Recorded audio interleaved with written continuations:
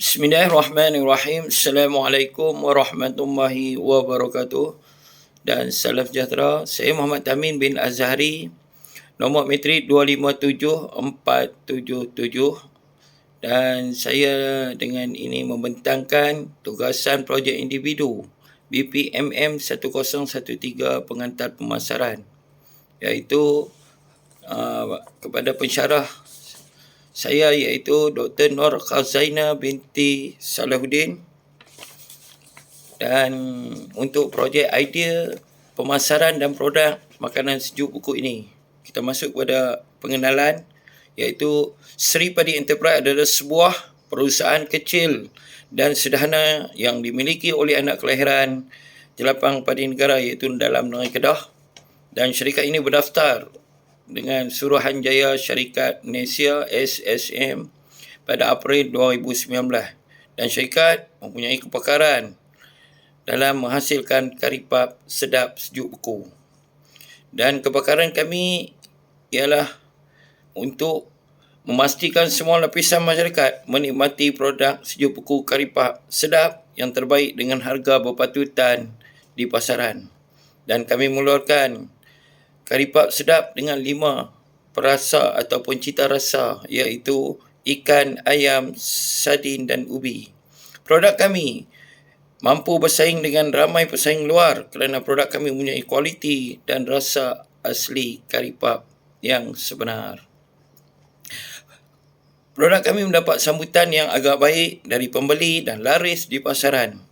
Kami menawarkan pakej yang menarik kepada pelanggan untuk menikmati karipap sedap ini. Karipap sedap yang ditawarkan boleh ditempah sekiranya ada majlis kerajaan dan majlis sebagainya lah. Dan kita masuk kepada ciri-ciri produk merangkumi aspek, iaitu yang pertama, komponen utama produk. Produk kami adalah produk yang dijamin halal dan berkualiti kerana syarikat kami mengutamakan kebersihan pada setiap aktiviti pemprosesan produk. Dalam pengeluaran adalah dikawal rapi bagi memastikan produk yang kami hasilkan adalah berkualiti tinggi. Kebaikan produk kami ialah dapat disediakan dengan mudah dalam masa yang cepat untuk hidangan seksi keluarga. Dia merupakan kelebihan utama pada produk karipap sedap ini. Dan seterusnya, kita masuk pada klasifikasi produk. Klasifikasi produk iaitu karipap sedap ini merupakan pilihan suri rumah yang bekerja untuk memudahkan hidangan kepada ahli keluarga. Dan produk yang mampu dinikmati oleh semua lapisan masyarakat dan merupakan produk pengguna adalah produk yang dibeli oleh pengguna akhir untuk kegunaan peribadi dan ia mudah diperolehi di pasaran, insyaAllah. Dan produk mudah dibeli dibahagikan kepada 3, iaitu produk asal. Produk ini dibeli secara langsung dan merupakan produk yang diperlukan oleh pengguna pada hari ini, pada setiap hari untuk kelangsungan hidup. Seterusnya kita masuk pada identiti produk. Syarikat Seri Padi Enterprise mengeluarkan produk jenama karipap sedap yang terbaik dengan harga yang berpatutan di pasaran. Jenama kami telah terkenal di kalangan pengguna akhir, iaitu jenama karipap sedap telah dipatenkan di MyIPO. Jenama juga dikenali sebagai nama, istilah, tanda, simbol dan reka bentuk produk atau kombinasi bertujuan untuk membezakan satu produk pengeluar dengan pesaing di pasaran. Karipap sedap merupakan produk yang dikeluarkan oleh syarikat Seri Padi Enterprise dan merupakan satu produk utama bagi pengeluaran syarikat Seri Padi Enterprise. Seterusnya, kita masuk pada strategi penetapan harga bagi karipap sedap, iaitu strategi peletakan harga kita adalah kita dengan harga iaitu jenis karipap, iaitu ikan, ayam, daging, sardin dan ubi. Harga bagi setiap pack iaitu dalam 10 biji. Ikan ialah RM8, ayam RM9, daging RM10 untuk 10 biji per pack, sardin RM8, ubi RM8. Seterusnya, penetapan harga produk kari pak sedap berasaskan kepada persaingan dan berasas kepada kos yang telah dalam pengeluaran produk kari pak sedap. Harga yang ditetapkan berdasarkan kuantiti yang dihasilkan dan disesuaikan dengan permintaan pasaran serta harga di antara pesaing. Harga yang ditetapkan berpatutan dan mampu memenuhi permintaan pasaran pengguna. Bagi penetapan harga, kita melihat kepada pesaing dan harga yang kita tetapkan selepas apabila kita melihat daripada harga-harga pesaing dan kita meletakkan harga yang berpatutan yang mampu dimiliki oleh pengguna akhir. Seterusnya, perubahan harga. Harga berbeza di antara produk kari pak sedap, di antara ikan, ayam, daging, ubi dan sardin. Perbezaan harga ini adalah berdasarkan kos bahan yang digunakan bagi setiap produk yang dihasilkan oleh Seri Padi Enterprise. Harga yang ditawarkan pasti berpatutan dan mempunyai kuasa beli oleh pembeli. Dan harga ini berubah adalah berdasarkan kepada kos pengeluaran sesuatu produk yang kami hasilkan. Seterusnya kita masuk pada perubahan harga. Perubahan harga, diskaun dan allowance diberikan kepada keahlian pengguna tetap yang sentiasa menjadi setia kepada produk kari pak sedap ini. Dan kita memberi diskaun kepada pelanggan-pelanggan yang setia bersama produk kari pak sedap dan kita memberi secara percuma apabila pelanggan hadir membeli di awal pagi dengan pelanggan pertama dan kedua mendapat satu pack percuma kari pak sedap pelbagai dalam satu cita rasa lah. Dan seterusnya, pihak syarikat ada mengadakan cabutan bertuah dan hanya yang layak untuk menyertai cabutan bertuah ini adalah pelanggan kari pak sedap yang membuat pembelian RM30 ke atas dalam satu resit layak menyertai cabutan bertuah, dan cabutan bertuah akan diadakan bagi setiap bulan untuk mengetahui pembeli atau pengguna yang bertuah. Seterusnya, kita masuk pada faktor yang mempengaruhi penetapan sasaran pelanggan bagi produk makanan sejuk beku kari pak sedap ini.